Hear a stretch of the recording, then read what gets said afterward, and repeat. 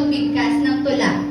Upang ipakita ang kanyang galing at tatas sa pagbigkas ng tula, narito si Santino S. Negron, ang pinakamahusay sa pagbigkas ng tula mula sa ikatlong baitang pangkat jellyfish. Palakpakan po natin siya.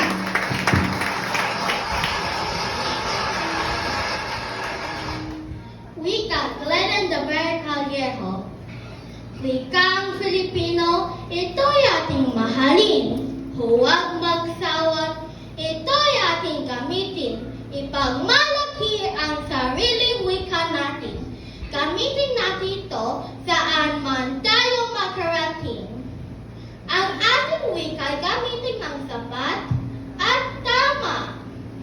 Sa pamamagitan ng wika'y ating naiipadama mga saloobin at damdamin natin sa kapwa. Kung kaya ang wika ay sobrang mahalaga. Ang wikang Filipino ay parte ng ating buhay. Kung kaya ang buhay natin nagiging makulay. Wikang Filipino, ating ipender at ilagayway. Huwag mong ikahiya, ipagmalaki nating tunay.